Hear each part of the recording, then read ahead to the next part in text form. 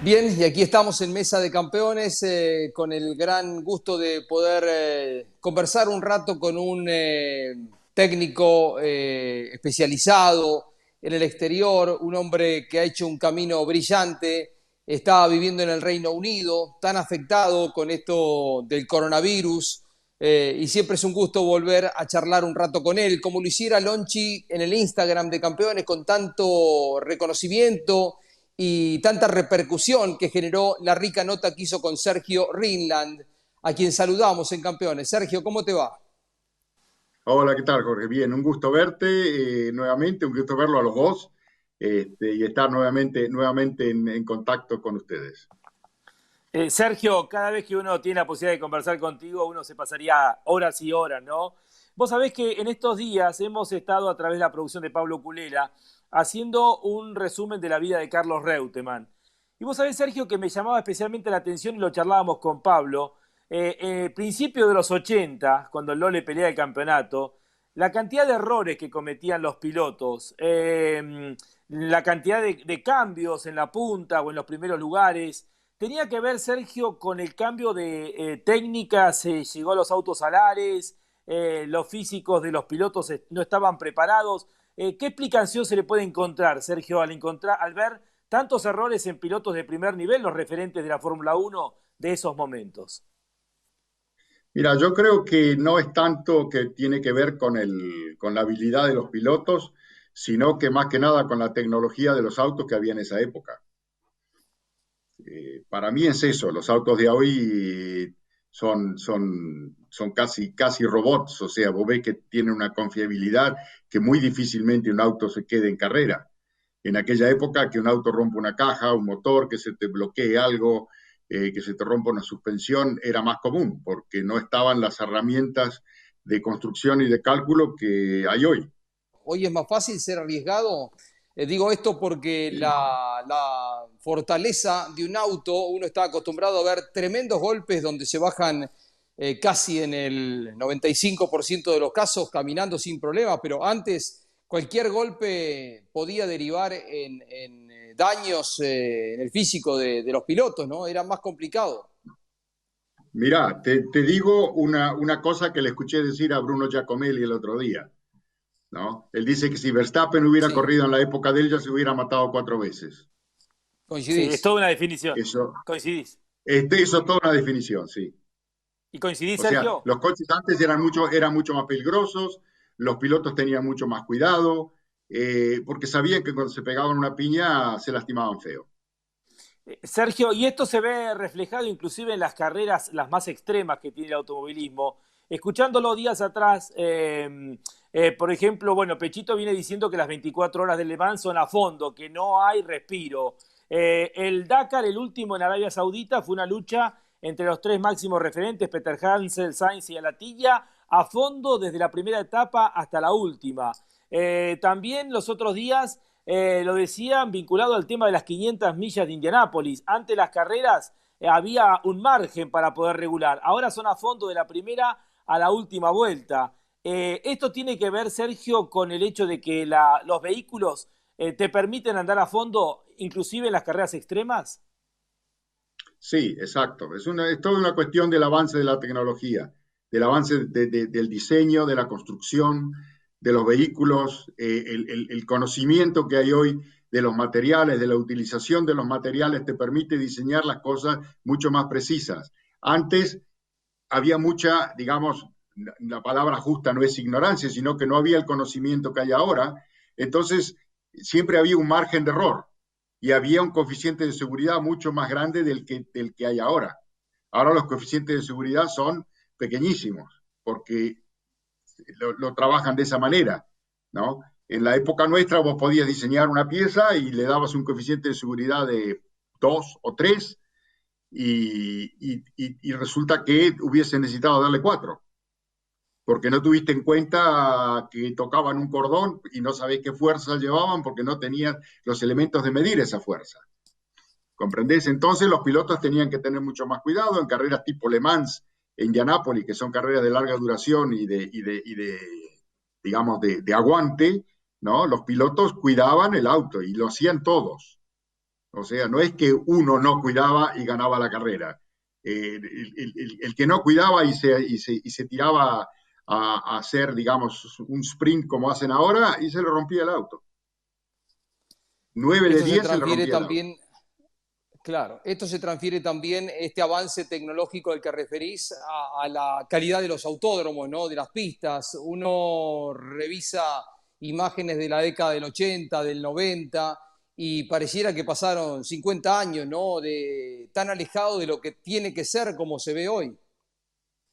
Bueno, en lo que hace a las pistas digamos, de Fórmula Uno o de Le Mans, sí, son, digamos, Le Mans, por ejemplo, tenía en la recta de Indianápolis de atrás, tenía un salto famoso, ¿no? Entonces, los autos había Sí. digamos, ponerlos a punto para ese salto. En 13 kilómetros tenías un salto que si le pegaba feo, tenía más de 10 G de golpe de la panza del auto.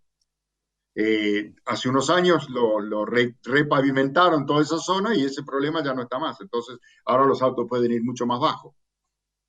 Ahora, Sergio, crear ciertas dificultades de este tipo que estás comentando en los circuitos no llevaría a que no tengan que ser tan perfectos los autos, sino prever esas dificultades de ese pequeño salto, por ejemplo, para que no sean cada vez autos más perfectos, con pistas perfectas.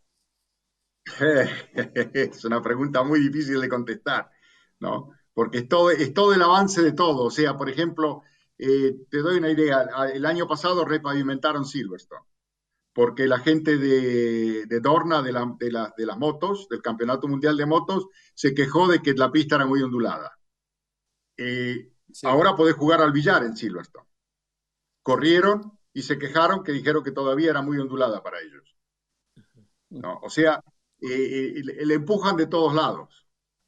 ¿Qué tan complicada, desde tu mirada de tantos años de automovilismo y de estar cerca del más alto nivel, es hacer un ranking de los mejores pilotos de la historia de la Fórmula Uno? Siempre está este deseo de comparar, aunque parecieran deportes muy distintos, ¿no? De la época de la década del 50 con Fangio o Clark por el 70. ¿Es comparable? Uno piensa, Hamilton hubiera sido un grande también si hubiera corrido allá por la década del 80. ¿Cómo le hubiese ido en la confrontación contra Schumacher o contra Senna?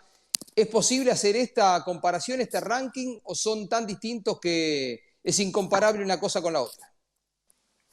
Mira, yo más o menos lo pongo en etapas, ¿no? Para mí los grandes Mm, pilotos del automovilismo han sido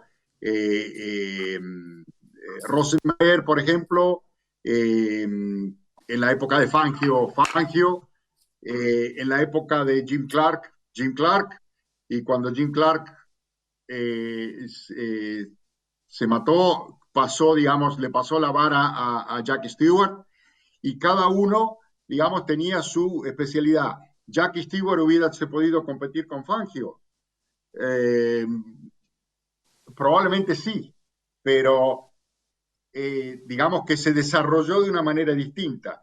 Y si venís más cerca a Hamilton desarrolló habilidades que Fangio no necesitaba, ¿no? Y las habilidades que Fangio necesitaba, Hamilton no las necesita, entonces no las desarrolla, ¿no? Como el poder meter un cambio en una de esas cajas de los años 50 que no era nada fácil, ¿no? Eh, Él se subió al auto de Senna, por ejemplo, y se bajó haciendo así con la cabeza y diciendo cómo hacía Senna para manejar este auto, al límite, mm. ¿no? Porque se van desarrollando distintas habilidades de acuerdo a lo que tienen que manejar, ¿no? Hoy vos le das a Verstappen un coche con una caja de 6 marchas manual en H y no sabe por dónde arrancar. O sea, tiene que Claro. aprender de nuevo. En una época eso era una habilidad que tenías que tener. El cajista de los años 60 era un especialista, ¿no? Porque sabía que no te iba a romper la caja. Hoy día la caja se cuida por sí sola, ¿no? Entonces el piloto lo único que hace es llamar la marcha, y la electrónica se ocupa del resto, ¿no? Claro, En otra época tenías que ir con la palanca de cambios y el varillaje sentir que te entraba el clan y ahí enganchar la caja, ¿no? Era otra idea. Por ejemplo, Los neumáticos han cambiado muchísimo, ¿no? Si vos, justamente hablando de Reutemann fue el primero en usar los neumáticos radiales a fondo, digamos. O sea, usando, cuando él empezó a probar los radiales para Ferrari, poquito después que Renault introdujo, pero Renault no era competitivo. Ferrari sí. Y el Lohle fue lo que hizo la mayor cantidad de sus horas y horas y kilómetros de prueba que hizo en Fiorano, era justamente con las gomas Michelin. Y él te puede contar la diferencia que había entre una Michelin y una Goodyear. Que cuando Williams, por ejemplo, dejan las Michelin y ponen las Goodyear en el 82, Lohle sabía de que él perdía una ventaja que tenía con Jones.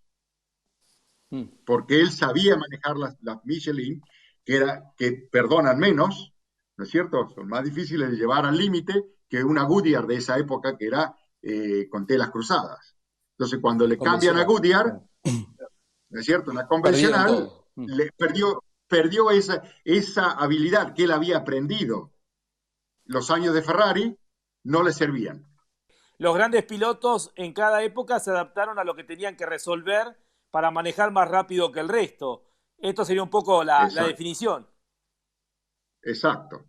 Vos, por ejemplo, si ves una foto de los años 50 o de los años 60, es muy normal ver un auto en una curva con lo que se llamaba el drifting, ¿no es cierto?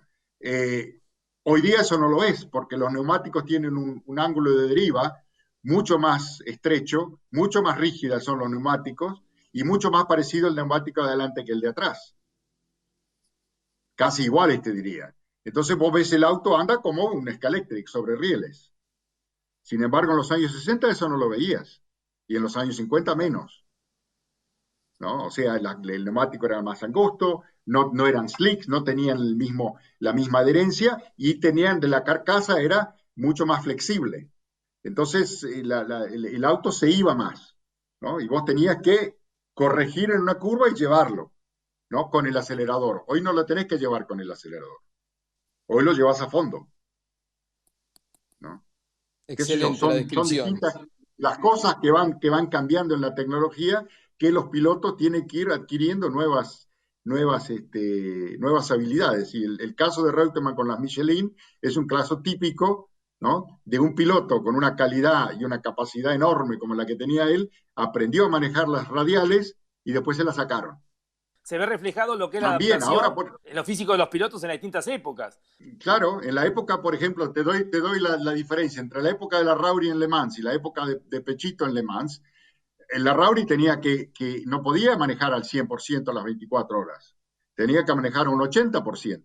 No por él, por el auto. Entonces, él no estaba preparado para manejar al 100% porque no era lo que le exigía el medio.